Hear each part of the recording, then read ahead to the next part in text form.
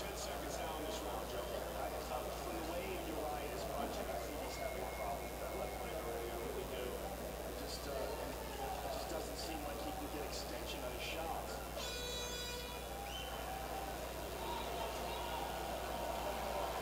Joe, when a fighter takes the type of damage that Uriah did to that lead leg in his fight with Jose Aldo, you wonder if it's ever truly the same.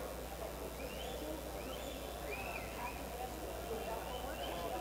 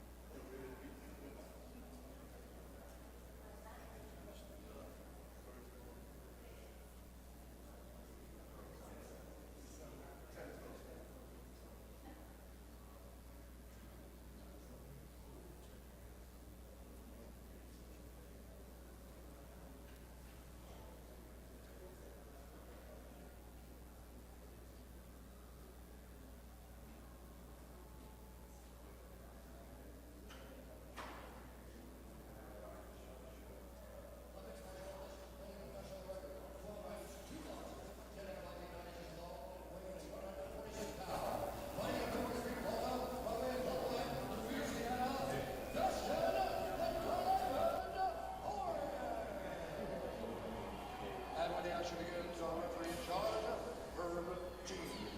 Herb Dean will be our referee. There is the beautiful Brittany Ariani. Great to be back inside the joint for the first time since the Ultimate Fighter the comeback finale. Dustin the Diamond Poirier, Jonathan Brookins, Southpaw versus Southpaw.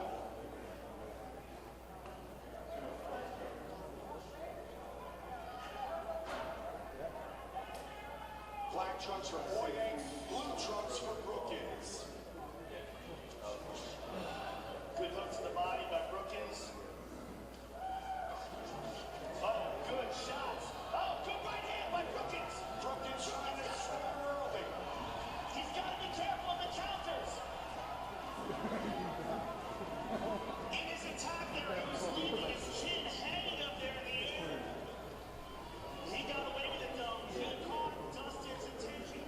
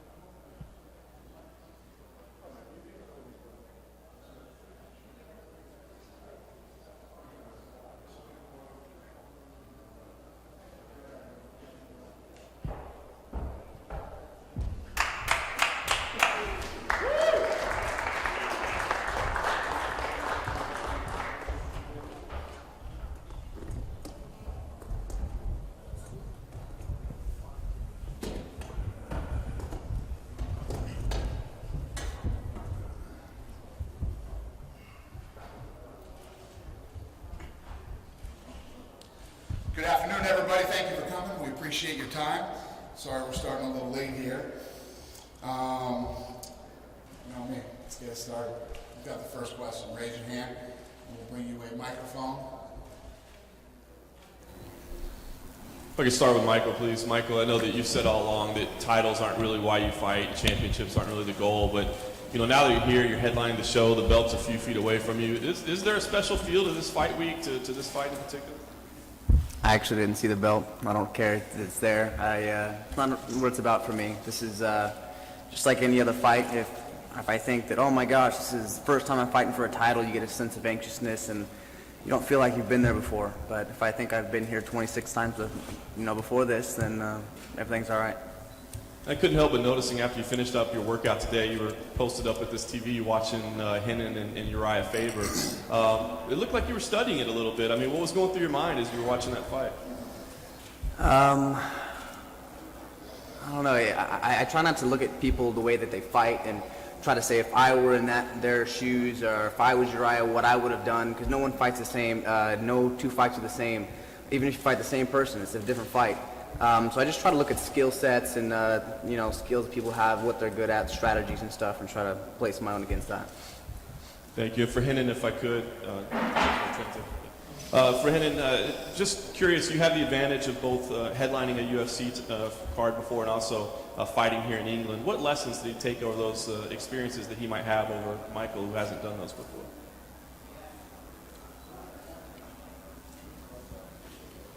Renan, você tem um pouco mais de experiência que o Michael, você já protagonizou alguns eventos e tal, então o que você tira disso, o que você acha que você leva vantagem disso sobre ele? Acho que não é vantagem nenhuma, graças a Deus eu sempre tento entrar bem tranquilo, confio mesmo no meu trabalho, no meu treinamento, estou 100% aí focado e vai dar o meu melhor. I don't feel I have advantage of him because of this. I just feel I'm really focused, 100% focused. I have to do my job and I'm trust on my job. And just one more for Henin, please. Henin, obviously, Dominic Cruz hasn't fought in 16 months. If for some reason, you win on this weekend and he's not able to fight, do you feel like the UFC should consider taking the title away from him and giving it to you so you're not just the interim champion? Tô perguntando se você, porque o Dominic Cruz não luta já tem 16 meses, se você acha que se você ganhando esse sábado, se você acha que o UFC devia considerar você, se você ganhar esse sábado e ele não puder mais lutar, se ainda estiver machucado, se o UFC devia considerar você o verdadeiro campeão da categoria? Acho que isso aí quem vai decidir o UFC, né? Eu sou empregado do UFC, o que eles decidiram eu estou aí para aceitar de mãos abertas. I don't think I'm this. Who's going to decide this is the UFC. I'm just an employee, and whatever the UFC wants for me, I'll accept. Sorry, Dana. Just a question for yourself. Yesterday I was actually at the event in Dublin, and you left the event quite poorly. How are you feeling now yourself? Much better, thanks. Appreciate it. Good stuff. Thanks for coming to Dublin as well. I appreciate it. Thank you.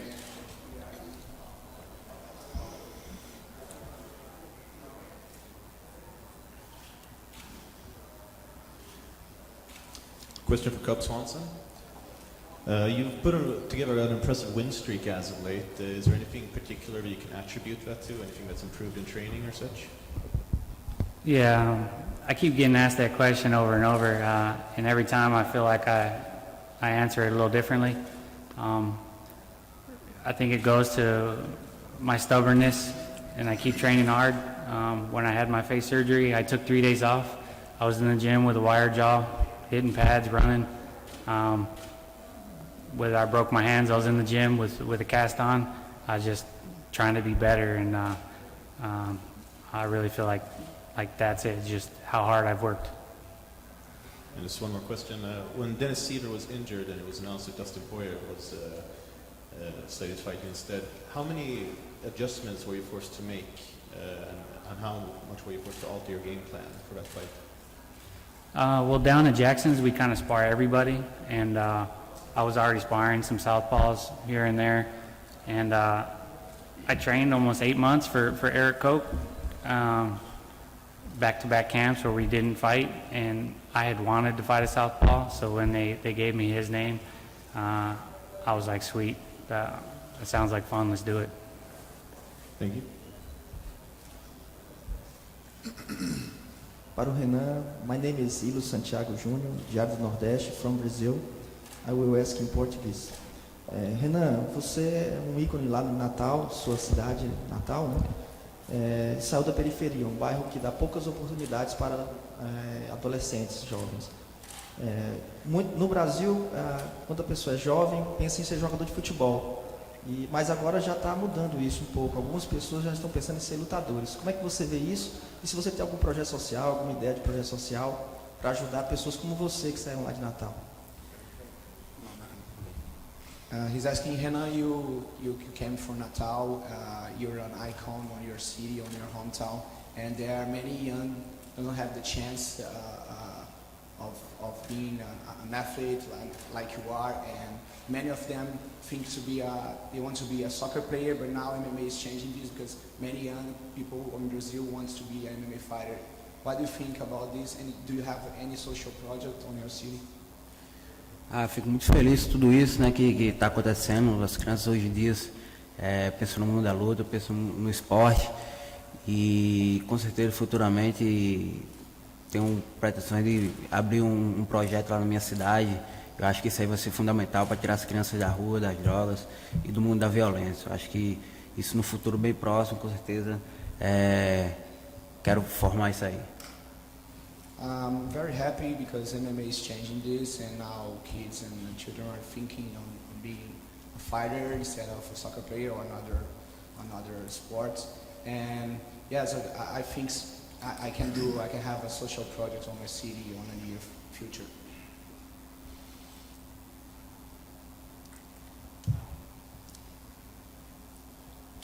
Yeah, question for Michael. You say that the belt really doesn't mean too much to you, but you do have the chance at the weekend to become the youngest UFC champion. Is that something that means anything to you? Does things like legacy mean something to you at this stage of your career? Honestly, no. I feel like if I am going to look at it, if I am going to let it, I guess you could say, sink in, the time is afterwards. The time isn't right now. I'm human like anybody else, and my mind, my emotions are open for corruption if I let it in. I don't want to let anything different from this fight than all my other fights. This is just another day. And maybe afterwards I'll think about it and, be happy with myself or whatever else. But for right now, it's not the time. The task in front of me is the task in front of me, and that's it.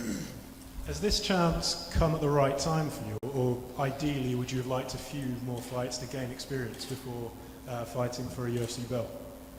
I took a very conservative approach, not calling anybody out and making sure that when I get here I feel like I'm ready. And of course everybody thinks that they're ready, but I wanted to make sure that I can see people's fighting style and understand their fighting style.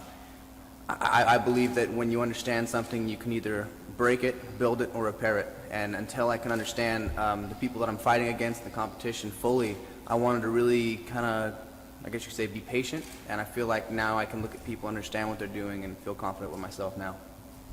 And Dana, you've got Matt Riddle sat at the end here. He's had a few things to say about Brits, and obviously about the spitting incident of last time. Any extra security for when he walks to the octagon?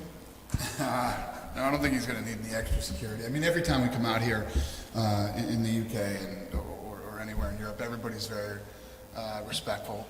Didn't happen, unfortunately, somebody spit in his mouth, which is a little unusual, but no, I don't think he's going to need any extra security.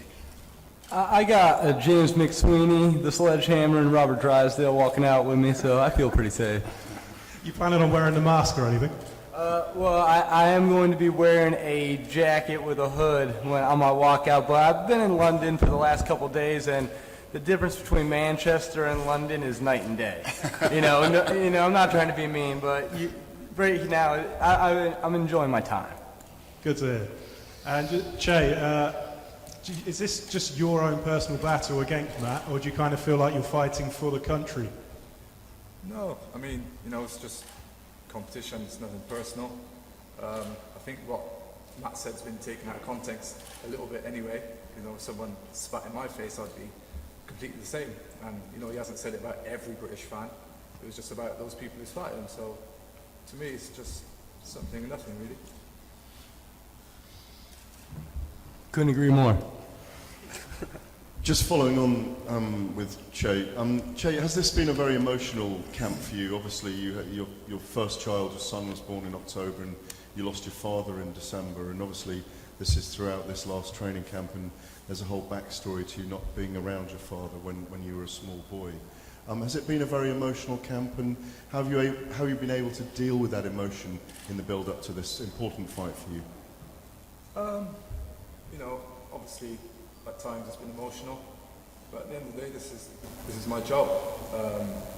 My father was ill, so it wasn't, like he suddenly just passed. So, I had time to deal with it in my own way, and yeah, literally, in a sense, it's kind of helped. It's given me a new focus, and yeah, this is what he would have wanted. So I'm carrying on. And just a question for Dana. It seems that if you get plied with Guinness, you release stories. It seems like you had a good drink in Dublin, and you were releasing stories in the bar, or random Irish people seem to be having stories all over. For the record, I was not drinking. Okay, I'm on medication. Believe me, I'm okay. the furthest thing from drinking.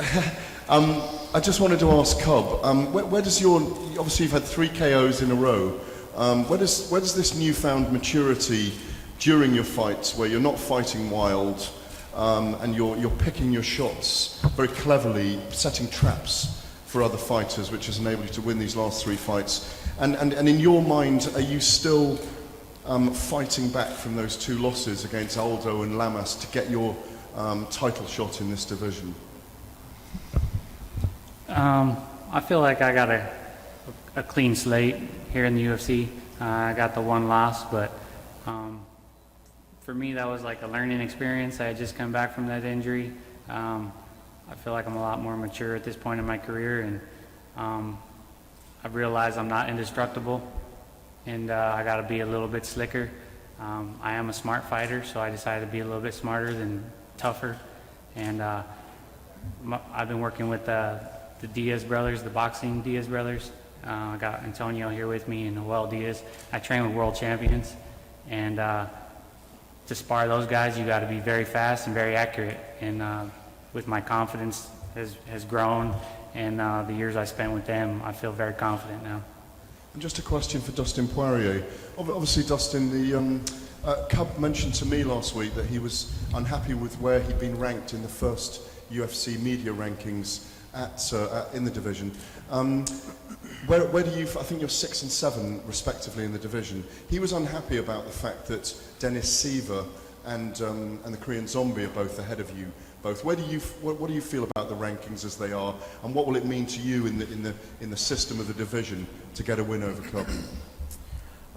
You know, I think the rankings are pretty accurate.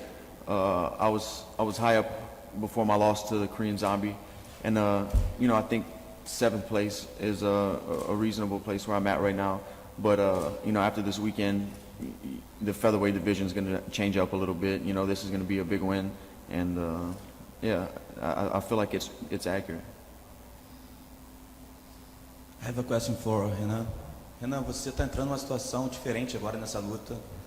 Tá com o cinturão na frente, a estrela da noite. O que isso muda para você na sua luta, na sua preparação e o que vai mudar no sábado? Renan, now you are on a different way, because on your last fight, Faber was the favorite, and now you are entering like the favorite and with the interim belt. What's this change in your mind? What's this change on your preparation for this fight? Acho que essa luta é importante como todas as outras, né? Eu tenho que treinar o máximo possível. Acho que estou bem treinado, bem focado, e eu acho que não é diferente de outras lutas. Eu acho que cada luta que seja próxima é mais importante, então eu estou aí para dar o meu melhor. This is not a different fight for me. I trained hard for this, and all the fights I had, they are important. The most important fight for me is the next one, so I'm here to give them my best.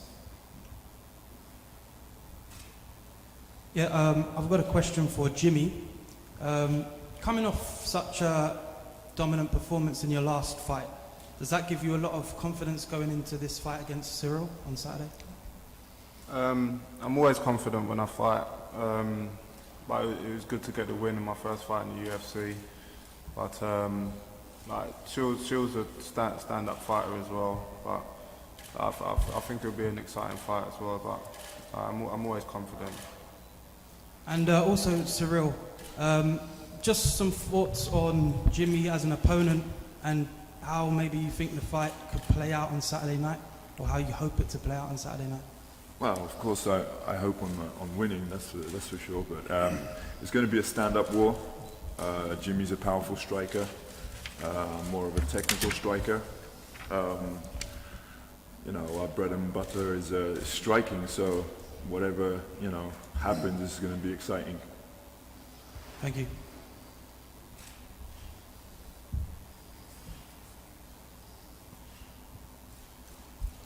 Yeah, another question for Jimmy.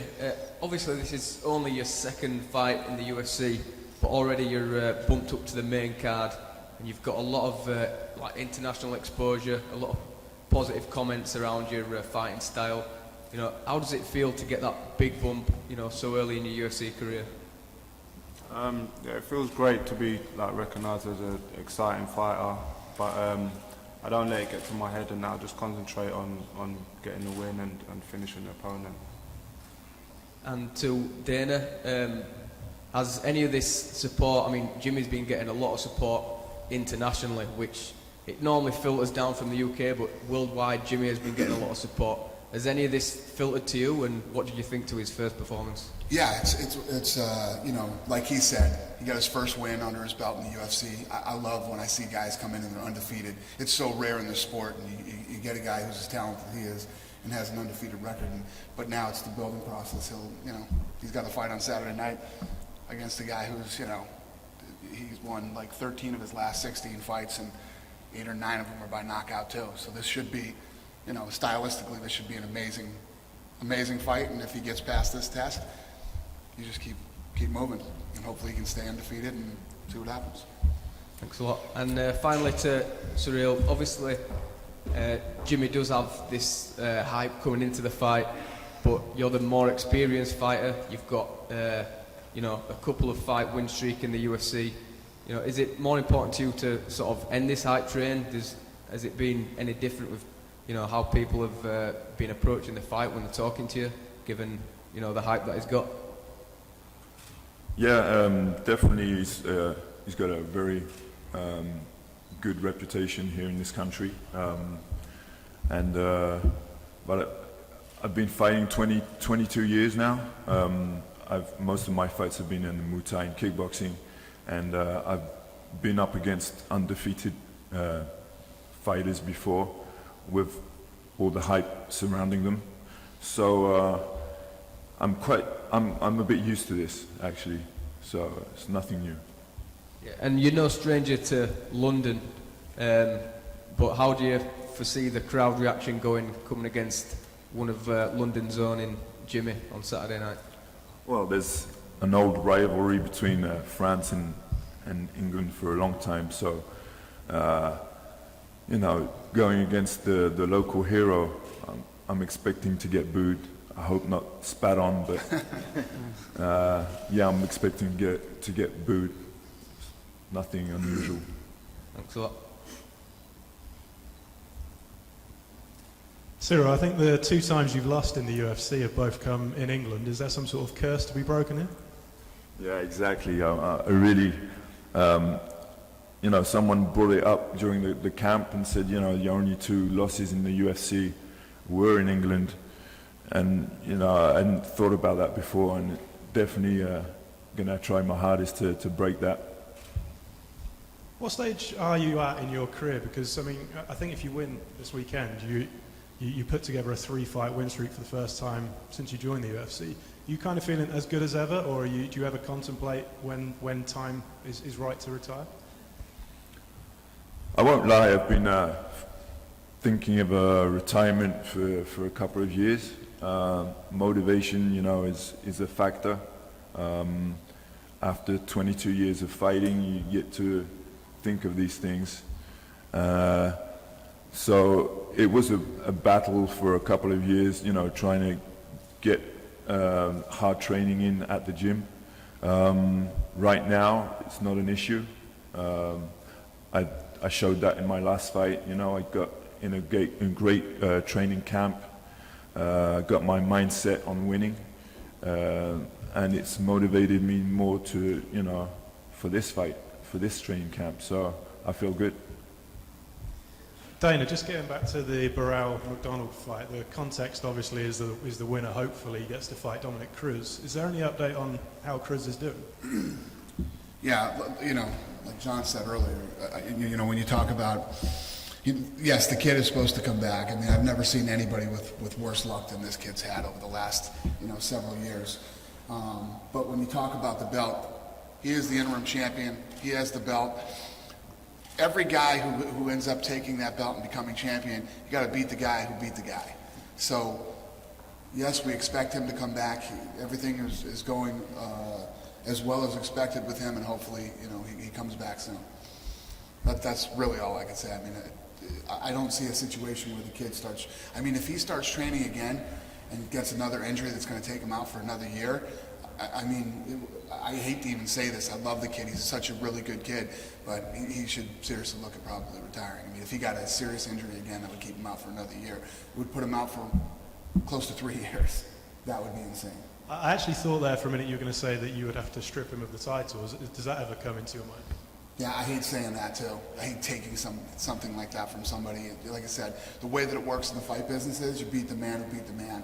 And obviously if he had to retire, then that would, then he would automatically become a champ. And how do you view Cub's position? Obviously he gets banged over the head by the fact that he lost to Jose Aldo a few years back. Does that would that ever sort of make it more difficult for him to get a title shot if he carries on winning?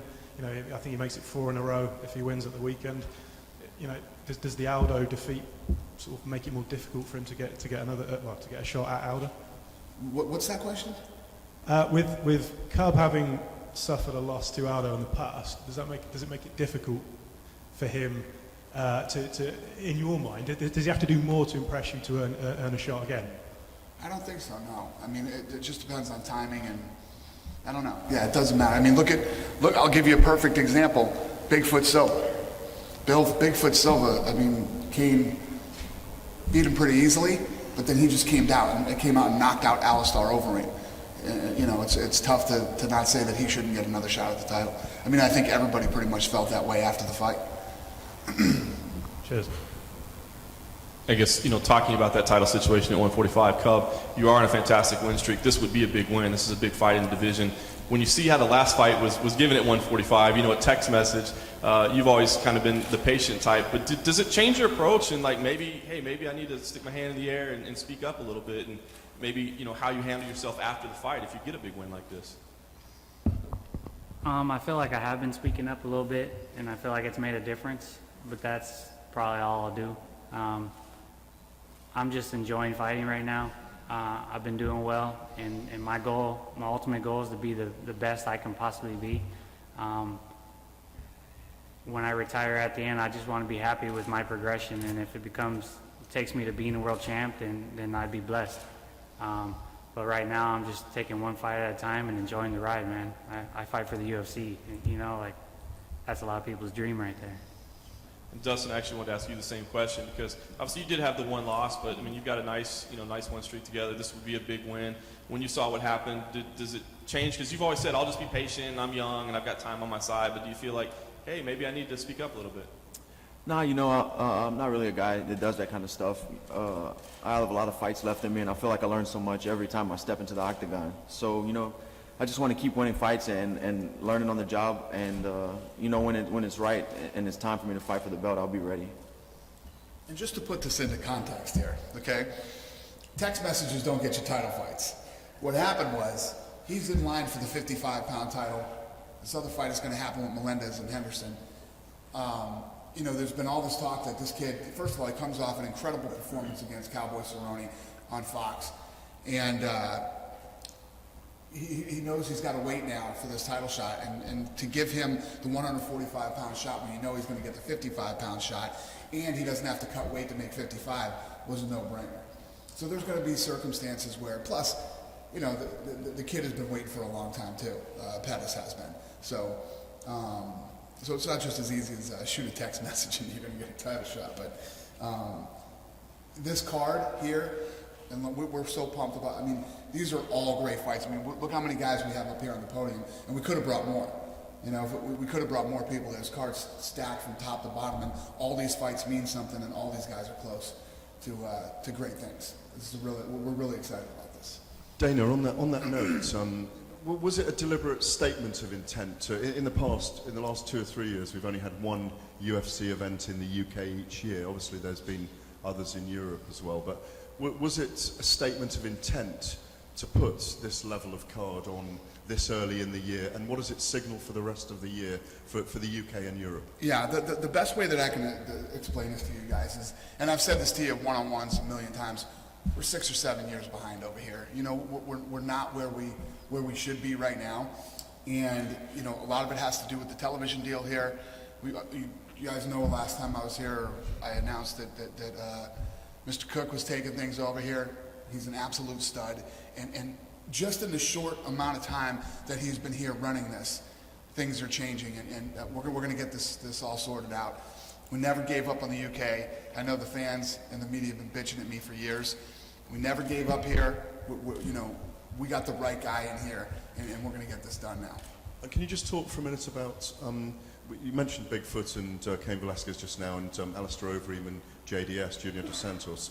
How did that come about? Is it because you've got a bit of a log jam in the heavyweight division at the moment? Did that fight happen because it was a log jam? Is that what you said? No, that fight happened because he knocked out Alistair Overeem in spectacular fashion. And if you sit there and you look at the guys who are in the heavyweight division who are next, how do you say he doesn't deserve it? I mean, Alistair Overeem was the guy that a lot of people believed would go in there and could win that title. And Bigfoot weathered his storm and then viciously knocked him out. Guy deserves the shot. And finally, Matt, you're kind of playing down the fact that you've been Brit bashing in the last week or so. You obviously called out Dan Hardy, you've called out John Hathaway, you complained about the refereeing in Manchester, that you needed an umbrella because they were spitting on you. I don't condone that, of course, I make light of that, but it is wrong. You are really Brit bashing at the moment. You even revealed to me earlier on this week that you've got Scottish ancestors. So why don't you wear a kilt in on Saturday night? Man, you might consider it Brit bashing, I'm just trying to get my name out there, I'm just trying to work my way up the ladder. And it just so happens I feel like I have an edge on the English talent. And that's it, there's nothing personal, brother. So does that indicate to you, Che, that this guy's not going to stand with you on Saturday night and he's just going to grind you out? We were spoken with that. Me and Che are going to go out there and we're going to bang. And I don't care what anybody thinks or says. The UFC puts me on the main card for a reason, and I'm going to go out there and throw. Let's hope you do, because you did complain about being stood up the whole time by Mark Goddard in Manchester 3 or 4 years ago. So if you go out and stand and trade with Che, and if you win in a stand-up war, then it's all the credit to you, really. Exactly. The English are all over you, man. I don't know what the problem is. The thing is, too, you guys have to realize it is mixed martial arts. It's not kickboxing.